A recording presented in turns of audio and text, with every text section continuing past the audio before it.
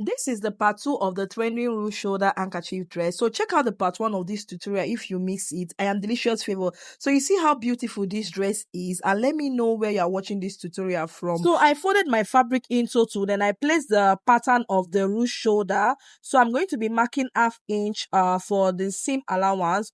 I'm marking it down. And also I'll use my French cuff to to connect the neckline like so. Okay, so I will keep on marking the ½ inch seam allowance like so. So I'll also connect it and also add ½ inch at the shoulder, because I'm going to join the shoulder by ½ inch. Okay, so I'll mark it like so. So after marking, I will also cut out the front ruched shoulder pattern. Okay, so if you like this tutorial, so do well to subscribe to our YouTube channel. So go check out the part 1. It's part 1 of this so that's the drafting tutorial. Okay, so I've already written the front pattern on the fabric, so I'll not mistake it with the back. So I folded my fabric into two, then I placed the back pattern on it like so. Then I'm going to be adding ½ inch seam allowance, just as I added to the front. So after adding it, I will just I will connect the lines like so. Okay, so I'll also mark ½ inch at the shoulder part. So after marking, I'll also cut out the back like so.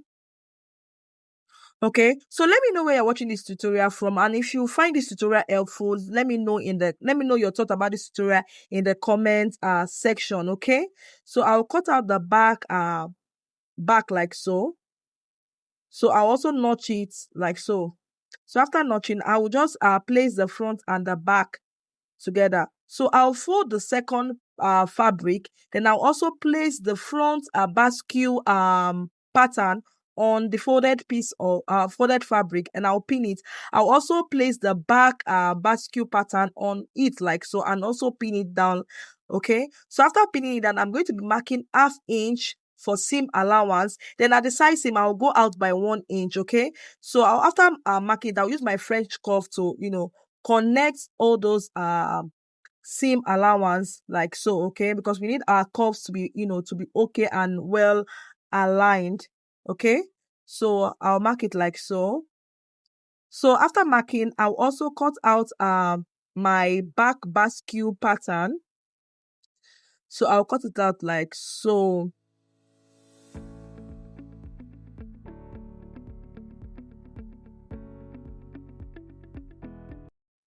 So I'll also cut it. So if you want to line in this fabric, which there is no need, you can also cut the line if you want to line in this fabric. So it depends on you. But I am not lining. I'm not putting lining on this fabric. I just want it to be to just be like that. Okay.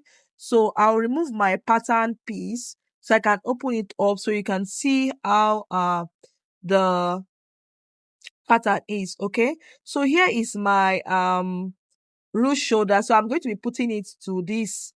This is how it will be. You are going to be gathering it, okay, like so. Okay, so I'm just showing you how it will look like on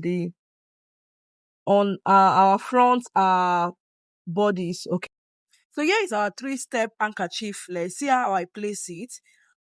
So here is our ruched shoulder. So I place a facing to sew the neckline together. So I'll take it to my sewing machine and sew the facing and the fabric. So I've done sewing. So I'll place the front and the back together, right side facing right side. So I'll be joining them at the shoulder by ½ inch. Okay, so I'll mark ½ inch like so. So after marking, I will just connect it. So I'll also cut a long piece of fabric for my ruched shoulder gathers. Okay, so I'll be able to draw it out. So I'll post the tutorial of this on my YouTube short. Okay, so I'll just take it to the sewing machine and attach them together.